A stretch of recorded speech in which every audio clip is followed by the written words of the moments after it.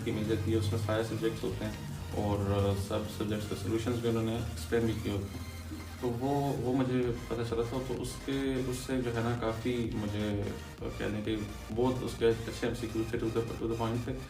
और जो है ना उसने मुझे काफ़ी हेल्प किया। और फंग काफ़ी मतलब आप लोगों ने वीडियोज़ भी बाकी में देखा होगा कि बच्चे रिकमेंड करते हैं फंग, लेकिन मेरे केस में फंग मुझे तो बिल्कुल कह लें कि उसने मेरा टाइम ज़ाया किया, उल्टा नुकसान किया उसने। कि उसने मतलब बहुत ही ना हाई लेवल के बच्चे से मतलब सॉल्व नहीं होते, बच्चा ऐसे ही डिप्रेशन में चला जाता है कि ये कैसे एमसीक्यूज़ आते हैं, लेकिन ऐसा कुछ भी नहीं होता। उन्होंने बहुत ज़्यादा अपर लेवल के क्वेश्चन दिए होते हैं। ओके, तो सेकंड पे फिजिक्स। अच्छा, इस सब्जेक्ट को काफ़ी स्टूडेंट जो से सबसे मुश्किल सब्जेक्ट समझते हैं, मतलब मैं भी पर्सनली इसको सबसे मुश्किल समझता था यानी कि के लिए। तो इसको आपने किस तरह किया था, इसकी किस तरह प्रिपरेशन की थी और सेम बुक्स वगैरह कौन सी यूज़ की थी इसके लिए? मेरे लिए भी मतलब काफ़ी उसमें कह लें टफ था। हालांकि उसके कॉन्सेप्ट्स मेरे काफ़ी स्ट्रॉन्ग थे सेकेंड ईयर के खास तौर पे, लेकिन फिर भी वो फिज़िक्स का अपना फियर होता है कि वो कैसे क्वेश्चन उसके आते हैं, तो वो डेफिनेटली है थोड़ा सा डिफ़िकल्ट। लेकिन असल में हमारा केस ये था कि हमारी बुक थी KPK की ना, जो टेक्स्ट बुक थी सेकेंड ईयर की, फर्स्ट सेकेंड ईयर की। लेकिन ज़्यादातर बच्चों की पंजाब की होती है, जो पंजाब के ज़्यादा स्टूडेंट्स होते हैं मोस्टली, तो उनके लिए तो मेरा नहीं ख्याल इतना मुश्किल होगा, क्योंकि वही बुक्स की लाइंस आती हैं कि मतलब बीच में से कोई भी वैल्यू और इस तरह के कुछ दे देते हैं। और बाकी न्यूमेरिकल्स होते हैं, वो तो फार्मूले मतलब सारे बच्चे वो करते हैं, लेकिन मेन वो थ्योरी के ऊपर ना वो उनको एज मिलता है जो पंजाब की बुक पढ़ते हैं। तो उनके लिए मेरा नहीं ख्याल, मैं जो समझता हूँ उनके लिए बिल्कुल मतलब ईजी है कि वही जो बुक आपने सेकंड ईयर के लिए प्रिपेयर करनी है, बल्कि बोर्ड के लिए आप ज़्यादा अच्छी तैयारी करते हैं, NET के लिए आप बस ऊपर से बस देखते ही हैं, तो वो उनके लिए तो मुश्किल नहीं होना चाहिए। तो हमारे लिए KPK की बुक थी, वो मुझे दोबारा वो पढ़नी पड़ी, पंजाब की दोनों बुक्स फर्स्ट सेकंड ईयर की। तो उनके बस मैंने फार्मूले जो थे वो मैंने उनकी मतलब याद किए, रिवाइज़ किए, और उनकी एक एक एग्जांपल मैंने देखी कि किस तरह अप्लाई होता है।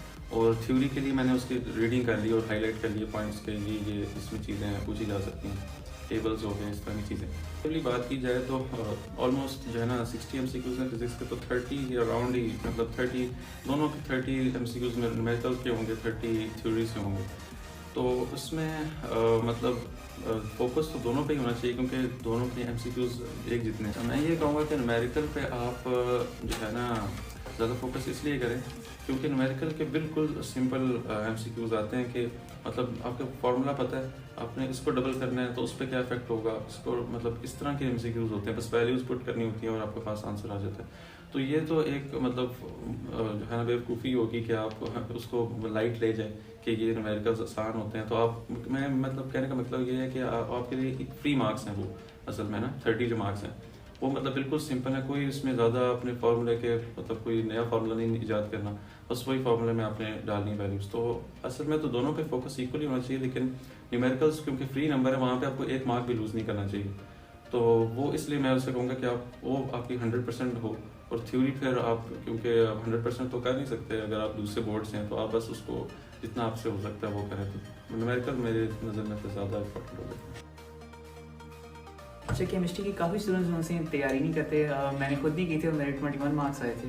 तो इस पे आप क्या कहेंगे, इसकी किस तरह तैयारी करनी चाहिए और किस एक्सटेंट तक करनी चाहिए इसकी तैयारी? जी बिल्कुल, ये फिर केमिस्ट्री तो मैंने भी नहीं की इसकी तैयारी कुछ खास, लेकिन इसमें यह था कि केमिस्ट्री में मेनली आपको फर्स्ट सेकंड ईयर के जो आपने जिस तरह पढ़ा वही उसी पे डिपेंड करता है, क्योंकि फिर हमारा बुक का ही मसला था। ये इसमें केमिस्ट्री में ज़्यादा मसला बुक है, फिजिक्स में तो चले फिर टॉपिक्स तकरीबन सेम होते हैं, तो मतलब 5-6 ऐसे MCQs होते हैं जो मतलब हमें नहीं आ रहे होते। लेकिन केमिस्ट्री में सारे ही मतलब पंजाब से वो बिल्कुल वहीं से चीज़ें लेते हैं, और वो हमारी बुक जो थी नेशनल बुक फाउंडेशन, उसमें तो कोई ऐसी चीज़ करीब भी नहीं थी। मतलब जैसे इंडस्ट्रियल जैसे टॉपिक चैप्टर्स थे, उसमें से जो MCQs आते थे वो हमें पता भी नहीं होता था उसका। तो इसमें फिर ये इसका तो एक हल तो ये है कि आप पंजाब की बुक लें, और वो बहुत मोटी बुक है, वो दोनों फर्स्ट सेकंड की पढ़ें, और मतलब पढ़ भी लेंगे लेकिन आपसे चीज़ें याद नहीं होंगी इतनी जल्दी ना। तो इसलिए उसका मतलब मैं तो कहूँगा टाइम ज़ाया करने वाली बात ही होगी, क्योंकि आप अगर टाइम लगाएंगे भी तो वो इतना इफेक्टिव नहीं हो सकता, क्योंकि बहुत ज़्यादा सिलेबस है। तो उसका यही है कि आपका जो फर्स्ट सेकंड ईयर का जो आपका नॉलेज है उसकी बेस पे आपसे मतलब 20+ MCQs था वो सॉल्व कर सकते हैं, अगर आपका फर्स्ट सेकंड ईयर का अच्छा नॉलेज है। IQ आ जाता है, उसके लिए किस तरह प्रिपरेशन की जाए? क्यू के लिए मतलब मैंने तो जब फर्स्ट सेकंड टाइम जब मैंने दिया था अटैम्प्ट, उसमें मैंने IQ की कह रहे हैं यूट्यूब से तैयारी की थी। यूट्यूब में वो मतलब कुछ हैं चैनल्स ना, वो आपको मतलब सॉल्व करा के एग्जाम्पल्स वगैरह दे देते हैं, नस से भी कुछ रिलेटेड होते हैं।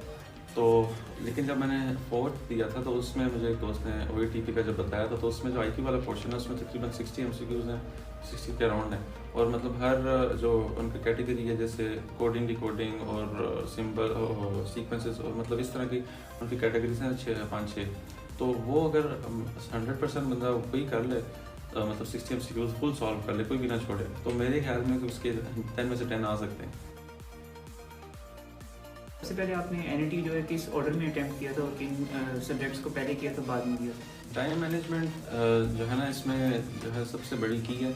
आपकी तैयारी मतलब जितनी भी हो जाए 100% या उससे ज़्यादा भी हो जाए, तो आपकी टाइम मैनेजमेंट ठीक नहीं है तो आप मतलब 120 से ऊपर या 130 से ऊपर आप मार्क्स नहीं ले सकते, बिल्कुल नहीं ले सकते। तो मेरे साथ दोस्त थे, उनकी मेरे से भी काफ़ी अच्छी तैयारी थी, लेकिन उनकी टाइम मैनेजमेंट की वजह से वो हमेशा मार्क आते रहे। तो मेरे खुद मतलब NET 1 में 133 थे और उसमें मेरी टाइम मैनेजमेंट का मसला हुआ था काफ़ी। और सेकंड टाइम मतलब तैयारी तो अच्छी थी, उस वजह से 150 प्लस आ गए थे, लेकिन वो भी टाइम मैनेजमेंट की वजह से मैं पूरा जो मेरी तैयारी थी उसके मुताबिक मैं टेस्ट अटैम्प्ट नहीं कर सका। तो टाइम मैनेजमेंट में पहले मैंने जो किया था, पहले 2 में मैंने सेम सीक्वेंस फॉलो किया था कि मैंने पहले मैथ्स और जो उन्होंने दिया होता है मैथ्स, फिजिक्स, केमिस्ट्री, इंग्लिश और फिर IQ, इस तरह मैंने सॉल्व किया था।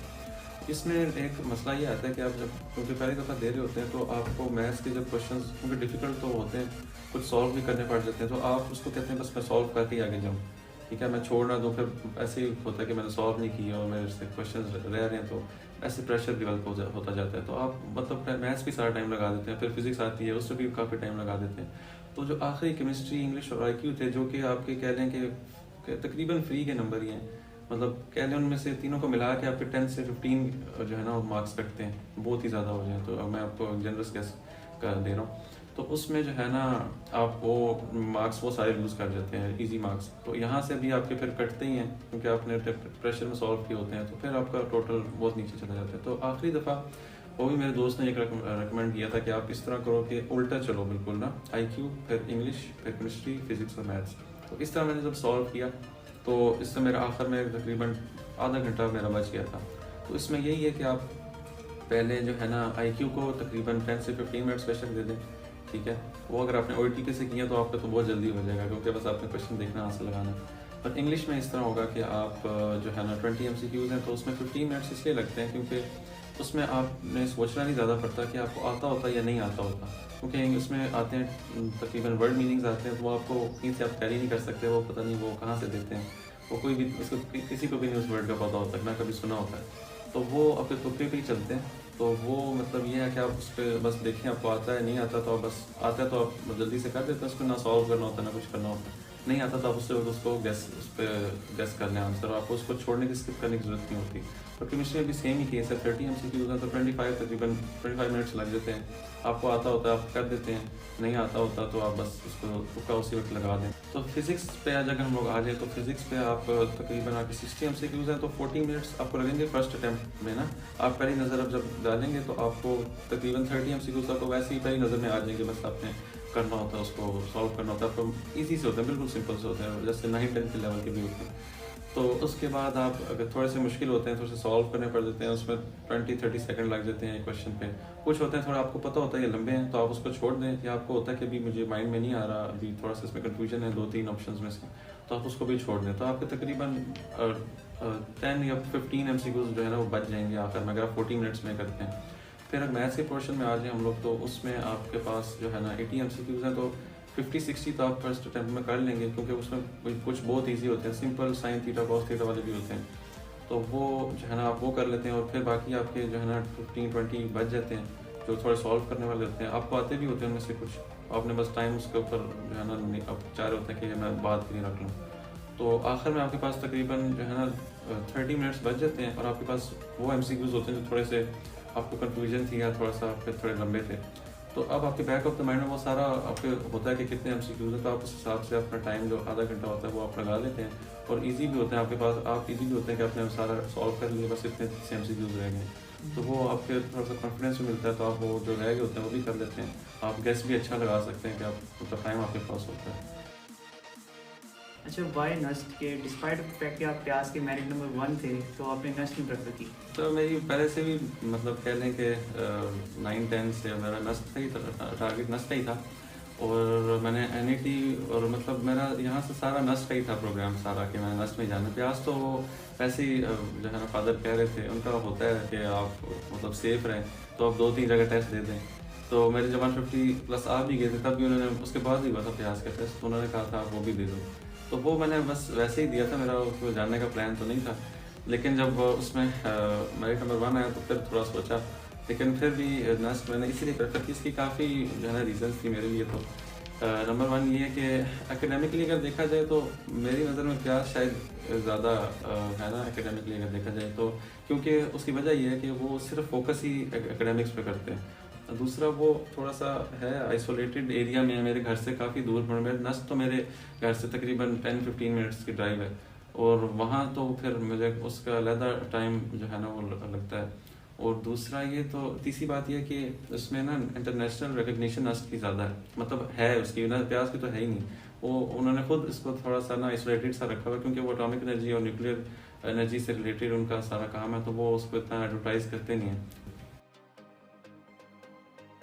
लास्ट एडवाइस जो आप NET एस्पायरेंट्स को देना चाहें? आप जो है ना अपना नमाज़ें पढ़ें, और जो है ना अल्लाह ताला को याद करें, क्योंकि कह लें कि आपकी सक्सेस की जो है ना 2 चाबियाँ, ठीक है। एक चाबी आपके पास है हार्ड वर्क जो आप कर रहे हैं, और दूसरी चाबी जो है ना वो आपकी किस्मत के ऊपर डिपेंड करती है। तो अगर आप अपनी तरफ से पूरा फोकस करेंगे और साथ आप जो है ना नमाज़ वगैरह पढ़ते हैं, दुआ वगैरह करते हैं, तो वो दूसरी चाबी भी आपकी लग जाएगी और आपको सक्सेस मिल जाएगी।